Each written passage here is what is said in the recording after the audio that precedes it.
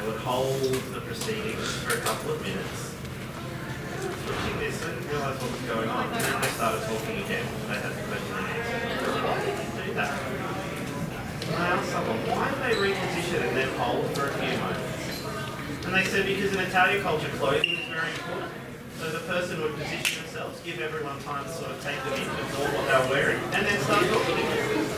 So maybe we can do something similar now. You can this outfit. Yeah, you got to see what brands they've got on. There might be some Versace happening. Stuff to know. Very important. Hello everyone. Come in.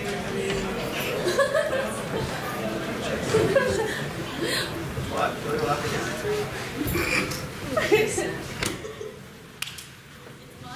Look at the shoes.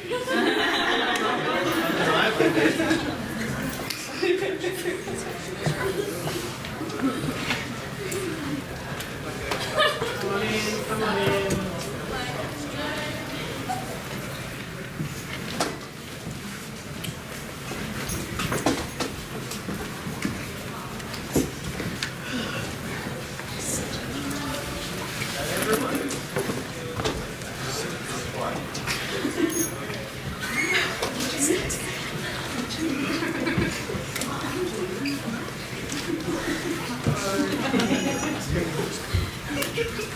Got a few chairs available down the front. We're running out. Been hard at work, wrangling at everyone here, trying to get cats.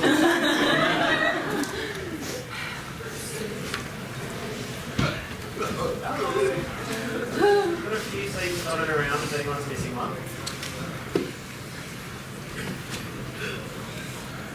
Find a seat that needs one.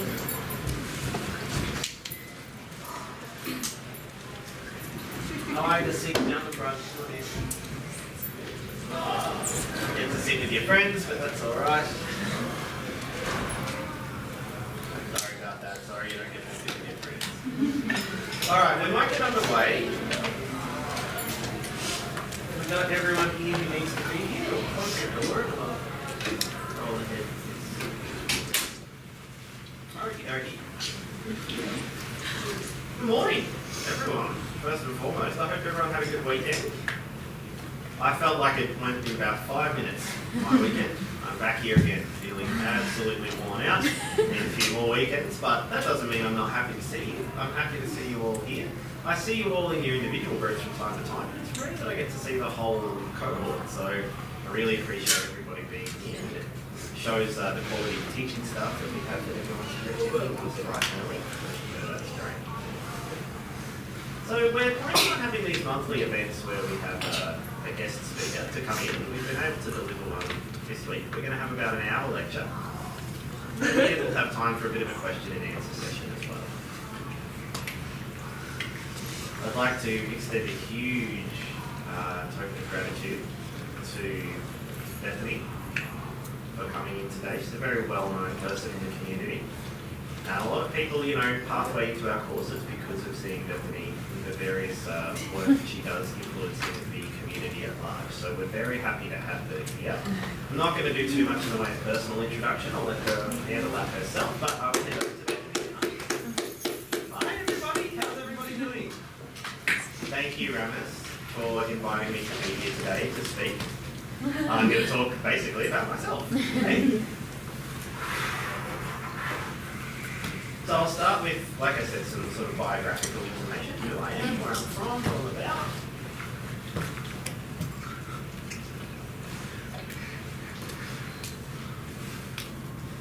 And mostly my discussion today is going to be about the issue of identity and what that means. So, by way of identifying myself, my name is Bethany Robinson, and this is my sign name. I am profoundly deaf, and I identify as what we might call deaf with a capital D. I'm the only deaf member of my family. All of my family members are hearing, but some of them can sign to communicate with me, and I consider myself lucky to be in that situation.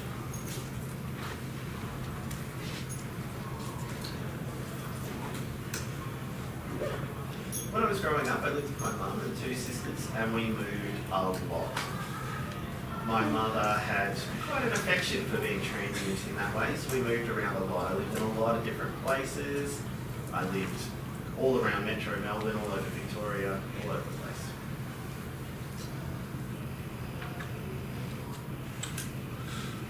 When I was growing up, I attended the Victorian College of the Deaf, just down on St Kilda Road. I'm sure you all are familiar with where that is. And when I was 14, Mum packed us up and we moved out into the country to quite a remote location. And when I was there, I was in a mainstream school. It was quite difficult, really. I had a note taker and an interpreter sometimes. So it wasn't a full-time in-class support that I was provided because there just weren't sufficient interpreting practitioners in the country for that to happen.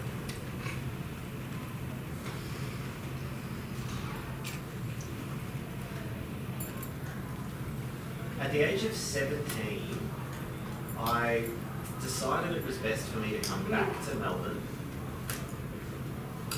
and perhaps to try a mainstream school with deaf support. So I went to finish my VCE. But during my school holidays as a 17-year-old, I went to Sydney. And I auditioned for a theatre company there, and much to my surprise and trepidation, I was accepted.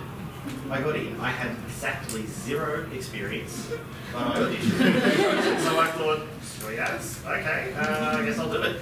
And really, I thought it made more sense to engage with that than it did to finish my VCE. So at that time, I moved to Sydney, and I took on employment with the Australian Theatre of the Deaf.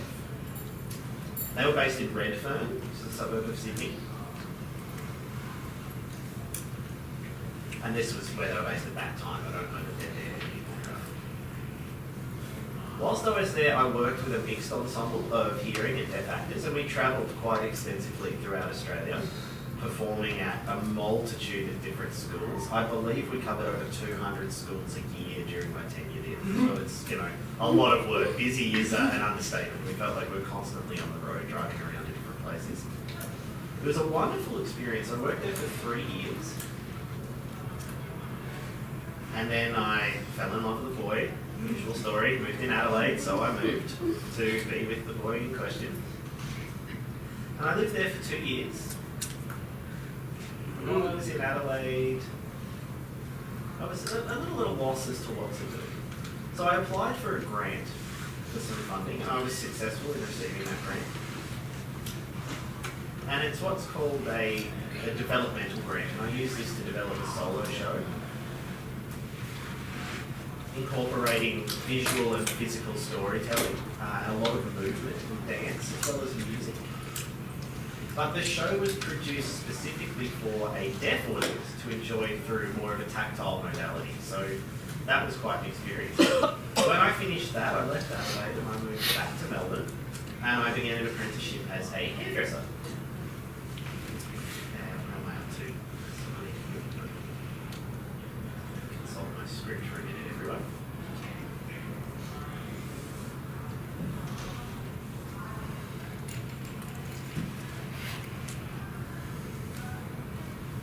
So I did my apprenticeship and I began working as a hairdresser.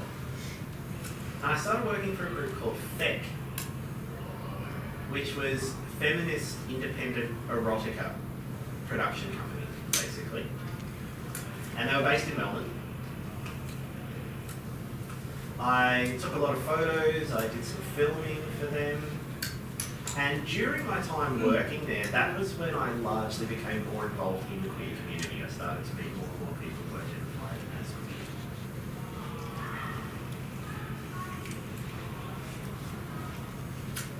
Eventually I opened my own hairdressing business, with a home salon. But I realised that I wasn't really enjoying the work. It was quite isolating. I was at home on my own all day, just working away. I was responsible for everything. It was a lot of work. I was on my feet all day. My feet were absolutely killing me, and I just became largely disenchanted with the work. Now, I still do cut hair, but I just do it, for friends and sort of select people. I'll go around to their houses and cut their hair for them, but I don't run the business anymore. And around this time, I started to get involved in sex work. I started as a private escort, And you might not know what that is, but it means that I would travel to visit clients in their home, or they would visit me at a hotel. And that was really fun, exciting work at the start. But as I sort of moved around, I thought, you know what, again, I'm working by myself all the time. I'm doing all the admin work, I'm doing all the sort of processing. It's a lot of responsibility. So I ran into the same sort of feelings I had with hairdressing. So I ended up moving to a brothel, and I work there 3 days a week, and I absolutely love it. I really, really enjoy working there. I get to work with a huge variety of different people, be they the sex workers themselves or the other people that are involved in the business. We really feel like a community. It's got a strong community vibe, and it's incredibly diverse. There's a large contingent of queer people that are on staff there, and it's sort of a community I feel quite proud to be involved in at this point.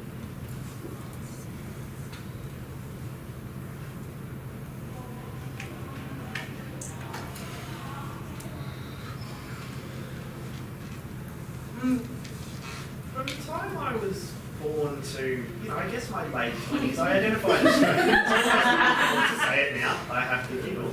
But it was because I didn't have the language to define myself as anything else. I didn't have access to information, I didn't have access to the correct terminology to know there was another way I could define myself.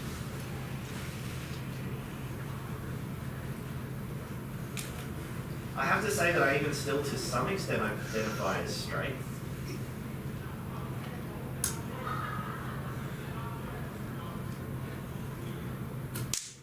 But I found, even from my time in high school, that I was same-sex attracted. But I thought, wait a minute, I still like guys as well. I like boys. Am I a lesbian? Am I bisexual? It was a very, very confusing time. And I brought this up with my mum. And my mum has a gay brother. So I went to my mum and I said, Mum, I'm having these issues. I'm quite confused. And during the course of this conversation, my mum was quite dismissive. She sort of laughed it off. She didn't think I was being serious. She didn't approach the topic seriously. She just kind of said, "Oh, you're going through a phase," words to that effect. That had a huge impact on me, that experience, because I felt embarrassed. I felt a little bit silly because I'd come to my mum with what I thought was quite a serious issue I needed advice with. And having had that reaction, I put it away and I just ceased to talk about it. I never talked about it again.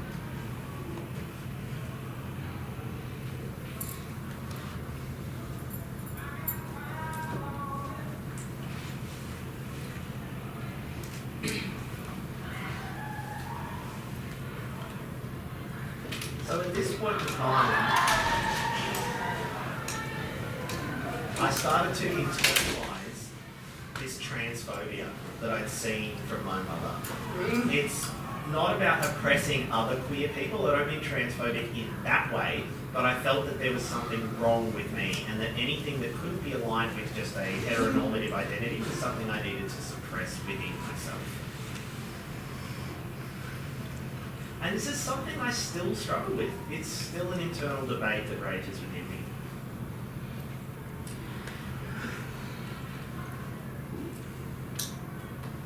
Fortunately, through this time, I began to make more and more friends in the queer community, and I learned a vocabulary and a language from them. And I owe them a huge debt of gratitude for how much the queer community has taught me.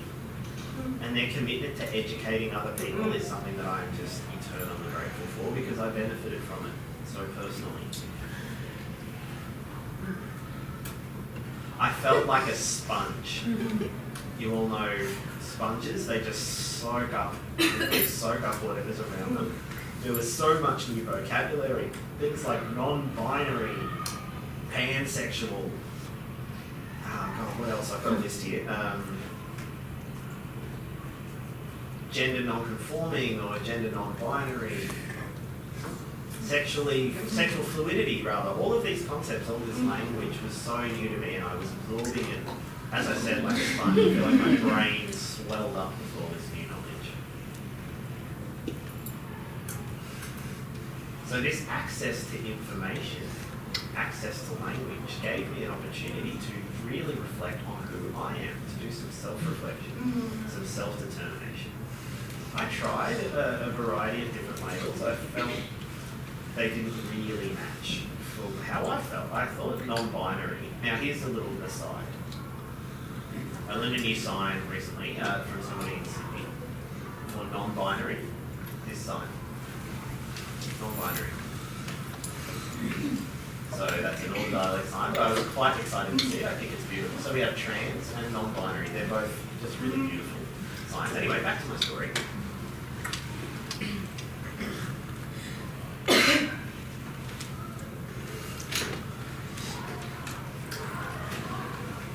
So the label non-binary, I feel is not a 100% correct match for me.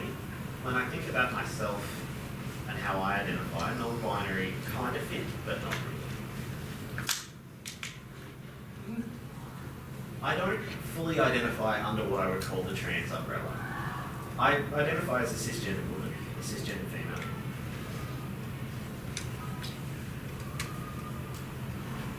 But I prefer the term gender non-conforming, or GNC.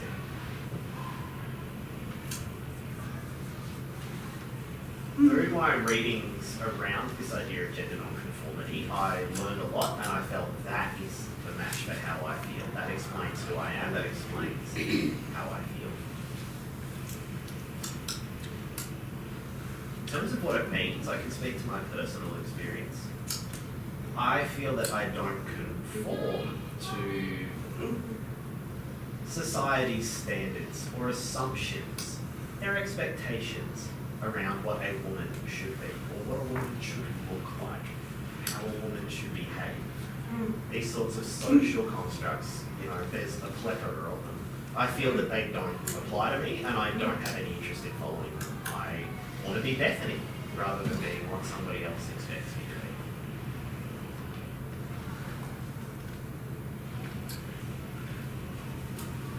Some days I feel more feminine. That's always a tricky word to spell. But I do feel feminine some days, and other days not so much. Some days I feel like a mix of both, slightly androgynous. How do I spell that word? Gee, I've got it written down. Yeah, androgynous.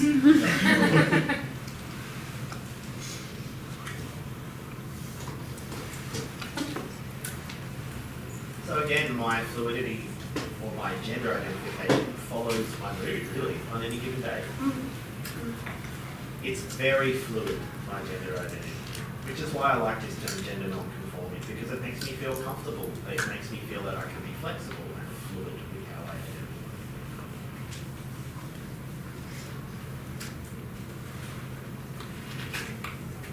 identify. In terms of sexuality, really, I am attracted to anything. It doesn't matter how people identify. It's really not an issue to me. It's about the person, not their gender identity.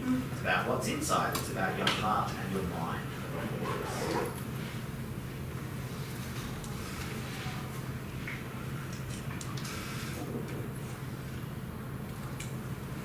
I'd like to speak for a moment about gender and sexuality, and really point out that these are two very different things.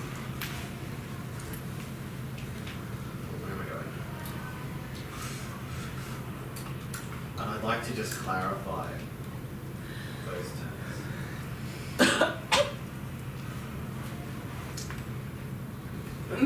I like to use the term queer, really, as an all-encompassing identifier, because within that umbrella, there is space for everybody in the LGBTIQA+ community.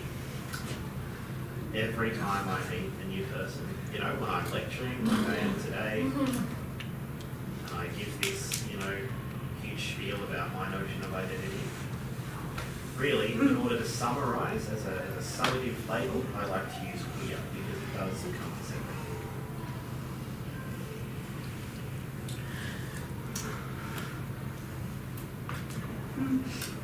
But really, in terms of my own personal life, I have more experience being with men.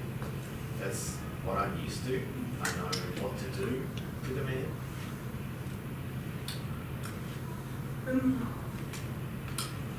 I'm still working on developing my queer self, developing my confidence in that identity, developing my exposure to the diversity of people and opening my mind in the process.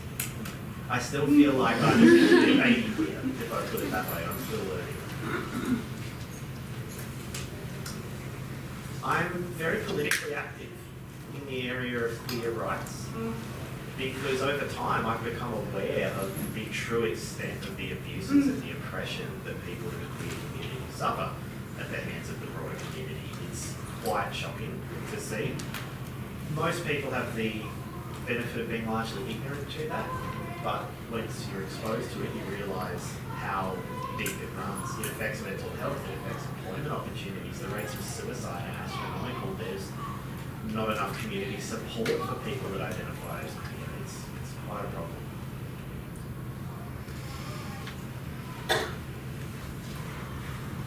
Especially people of colour, trans people and people living with disability, they are at a much greater level of disadvantage, even within the queer community comparatively. Last year, Expression Australia, the old Victorian Deaf Society, advertised a role called the LGBTIQA+, I've got to spell all those words, project officer. It's the position. And when I saw this, I thought, that is the job for me. That's my gig. I need it. So I typed up my resume, did my application, crossed all my fingers, and I was lucky enough to get the job. I was so excited to jump in as it's an area I'm really, really passionate about. I work with a colleague who is hearing named Harriet. Maybe some of you know Harriet, I'm not sure. They were a student here and now work as an interpreter.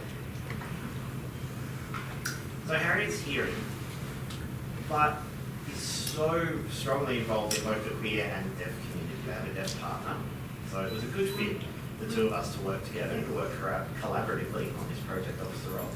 Harriet's really skilled at writing things up, and I do a lot of the interviewing and information gathering from the deaf queer community. So I sort of do the research, do the grunt work, and I feed that back to Harriet, and she's able to document it in a way that's more formal and more systematic.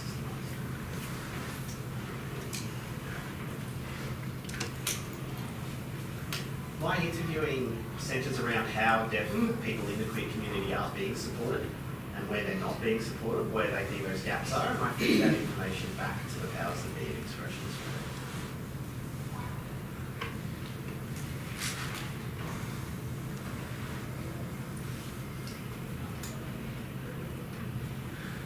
The thing I hear again and again from the community is that they want access to information. It is crucially important. I cannot overstate the importance of access to information for those that are seeking clarity around their identity. Also, social events come up a lot as something people would like to see more of, and that's really important for fostering community cohesion and that sense of togetherness.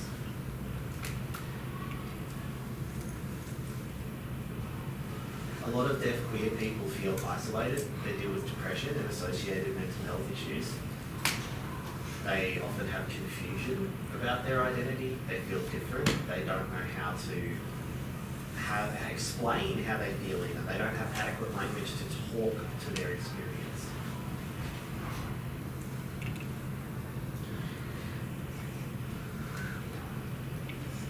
In my role at Expression Australia, I asked them if we could please make a video covering some information that we gained from our research, things that people were asking for during those interviews. So it was fantastic that they allowed us to produce this, and it's been super helpful. I invited quite a diverse array of deaf and queer people to be involved in the making of the video.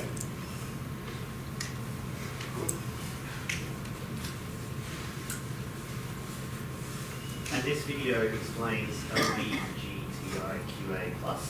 and what it means, what each of those letters in the acronym means, and it's explained in Auslan. It's a great resource for the deaf community, and it can be shared, around schools or at deaf community events. Here at Melbourne Polytechnic, it can be shared around, so it's a great way to disperse the information among the deaf community.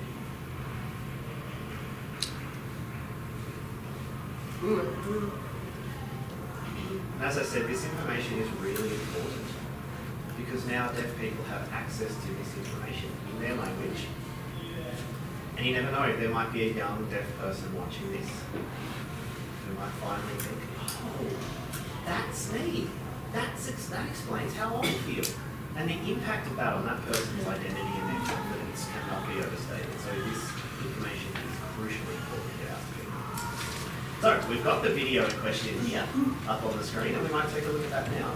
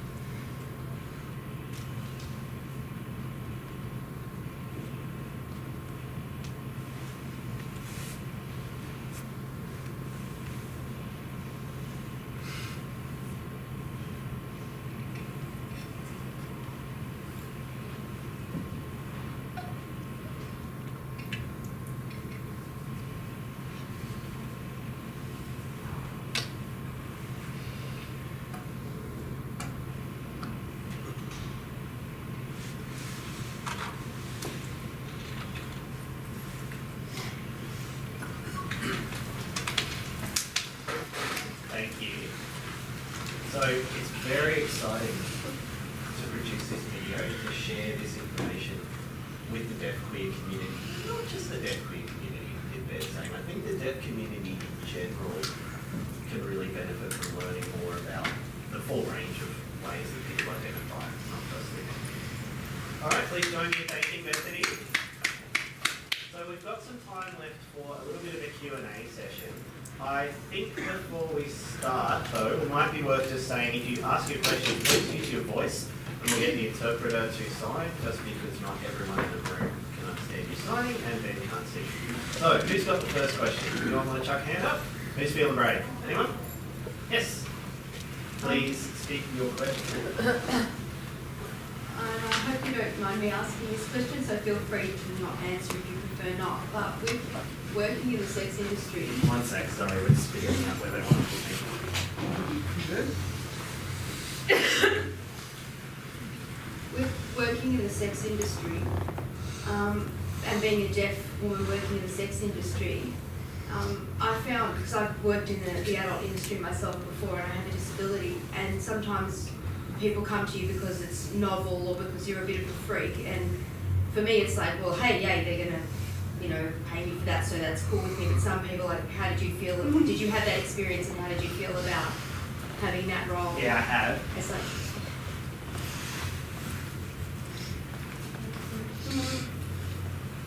Honestly, when it's part of my job, I accept it because money's money at the end of the day. I'm selling a service, right? That's the way I look at it. But outside of work, I don't know, I don't like being sort of fetishized in that way. People looking at me as some sort of a freak or special because I'm deaf. I'm the same as the rest of you. But at the same time, you know, everyone's different, everyone has their thing. I don't know, does that answer your question? Yep. Next. Awesome, cool. Next question, someone else have their hand up? Yeah. I actually had a question about the labels, because I'm not too familiar. Is it possible to be two? Like, for example, asexual and bisexual?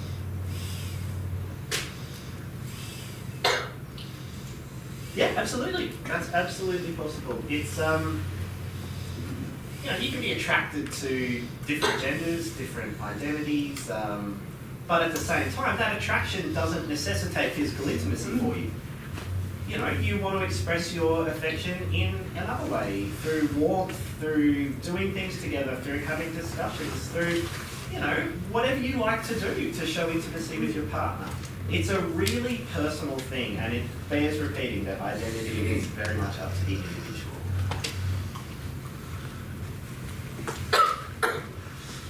Come down so Ben can see me. I'm going to steal his seat. Tell him to go back to his seat. So, two questions. One, what's this sign that you're using? I've been seeing it over and over again. It's a sign I use for gender. Gender. Oh, okay, cool. That's a good one.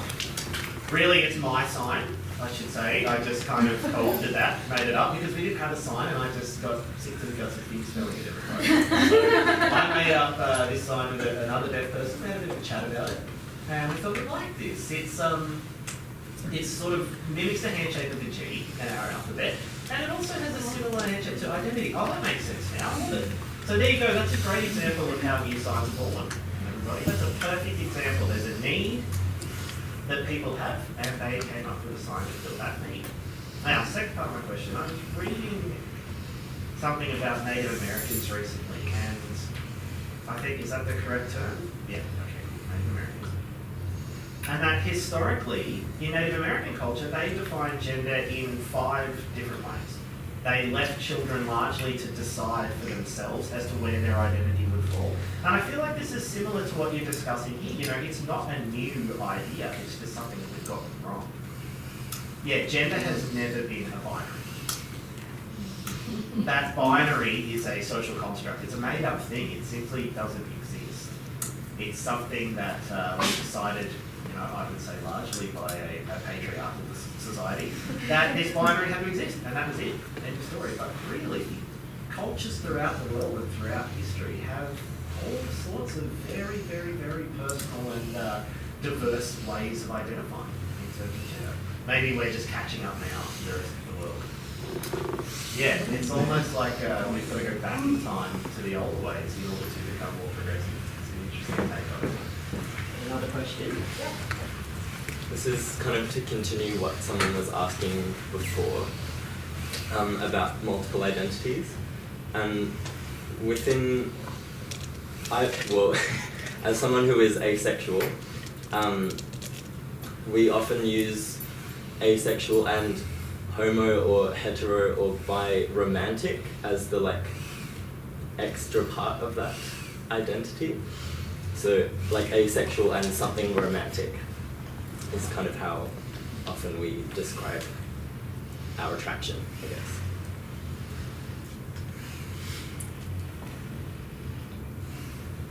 That's perfect. Thank you so much for clarifying that for us. That's a really important distinction to make, and that makes it absolutely crystal clear and very easy to understand. So thank you for sharing that.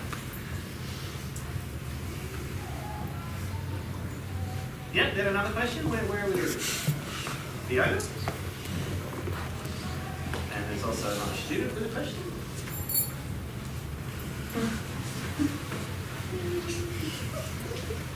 First off, I want to say thank you for such a wonderful presentation. It's excellent information and it's very much needed to get out there. That hasn't happened historically and now we're starting to see the creep of that information slowly. So great job, congratulations on that work. I have two questions for you. This acronym, LGBTIQA, I always get things up. You know what I mean? I can't remember the whole thing. Do we have a citation sign for each word in that acronym? Because I think some people have a diversity of signs that they use for each of these terms. So is there sort of a codified one? No, I tend to spell them mostly. It can really vary. Do you think that in the future we will have more of a set vocabulary about it?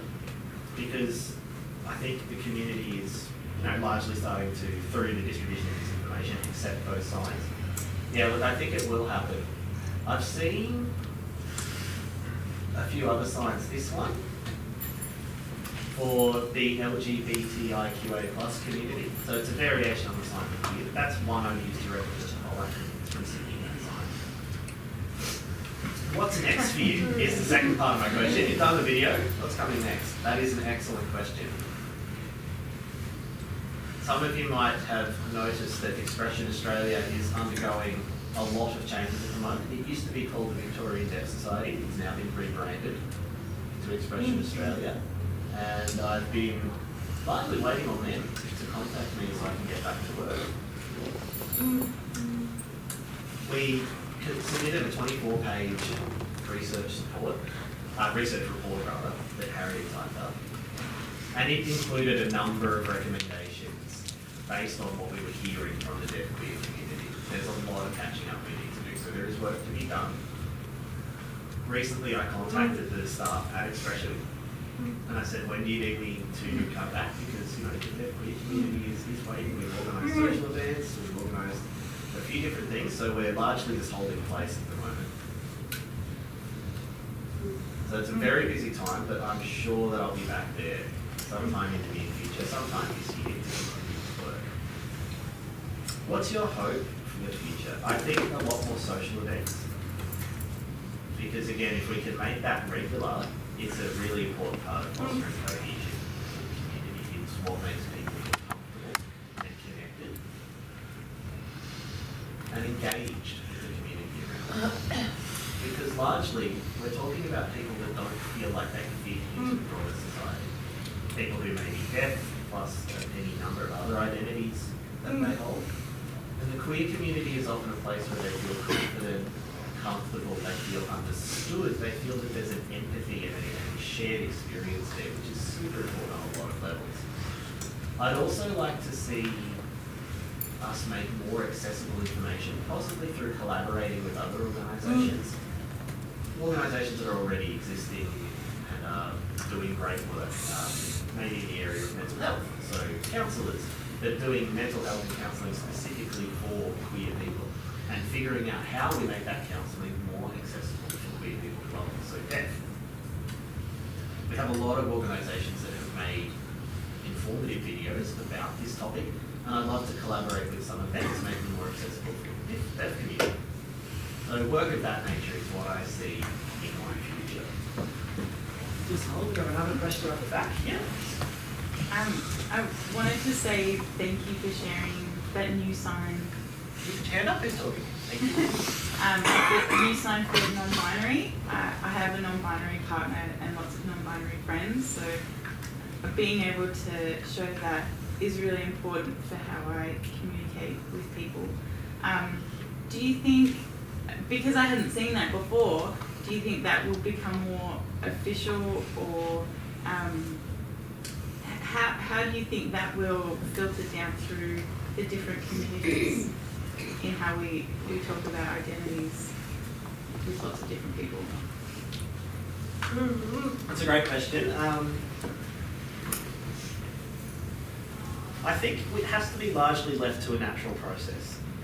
You see the sign becoming more pervasive. You see more deaf people and a broader variety of deaf people using it, and that's essentially how it becomes codified. Maybe I should ask Ramis, that's usually what happens, right? You're the teacher? Yeah.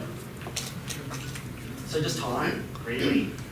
But I also think that it's important as a hearing person that you tell your hearing friends about it. You know, we've got this new sign for non-binary. It's not official in a way yet, but it's what the deaf community is using. You know, it's their language. So I think as hearing people, adopting and modelling what's being used in the community is super important too. Yes? Can you use your voice, please? Yes. Yeah, huge thank you. So I was wondering if there's plans to make future videos, because I've heard other deaf, non-binary, queer folks talk about the importance of that access to information for like self-reflection and realizing their identity. And if there is plan for more videos, I'm wondering if there's information that you specifically are hoping can be included and spread. Great question. This is a very exciting one for me to answer. This is tying into my project officer work, which I'm obviously very passionate about. I think a lot of work focused around language in the manner that we did in this last video. One about pronouns as well, I think is a good one. There's a lot of varieties, you know, she, he, they, him. There's a lot of different work to be done in that area, linguistically at least. I think more information about queer theory, queer language. By that I mean, you know, if you go into any level of depth around theories to do with queerness and queer identity, but definitely more about that. I also think sex education is an area where there's a lot to be done. Information around sexual health, how to look after yourself as a queer person, you know, things of that nature. You know, people who are having sex, it's important that you remain healthy, so that information is crucial. But yeah, we've got a lot of future plans. It's all detailed in the report, all this area, all this scope of future work. Yes? Thank you so much. It's been really interesting. On a broader scale, to get it to a larger audience, were you represented at Mardi Gras last weekend? And if not, is there funding for your project to go to the community and take it to a broader place in Sydney or Mardi Gras? I didn't know that was, where did that information come from? No, I'm just asking, did you attend for the Sydney Mardi Gras? Can you get the project happening so you get funding and take the information, so that means you'll get it spread at a larger area around Australia? Oh, okay. That's another idea that we do have. It's certainly something we could look into. I appreciate you bringing that up. It's not something we've explored as yet. Funding is the bane of our existence, largely. We need to budget, we need to work out exactly what we'd be looking at, but that is a great idea and a good way to do that for sure. Broad scale. Sorry again? That would get you into a large, very large scale.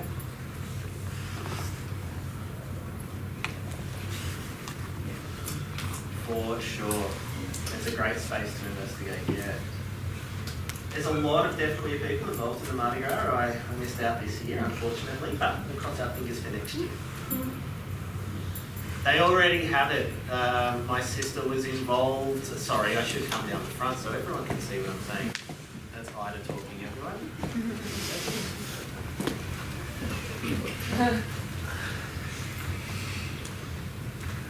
Sorry, just to clarify, Sydney does have a queer community already. They have a group involved in the Mardi Gras. I can't remember what it's called. Colin Allen's involved in it. He's on TV in the parade. They've been doing that for a good long time now. So it definitely is a presence.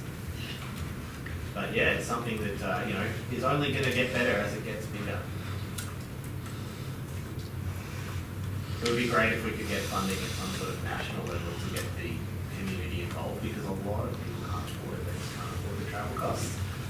One more question, I believe. I just wanted to add to that about the Deaf Rainbow group in Sydney, just because I know a lot of people in that group, and while they used to be a Sydney or New South Wales based group only, they recently decided to become sort of Australia-wide. They really wanted to advertise to people in other states, deaf, gay people or queer people in other states, to get involved as well. So definitely those people should be encouraged to contact people like Deaf Rainbow online and see if they can get involved as well, and maybe even set up stuff here in Victoria or other states.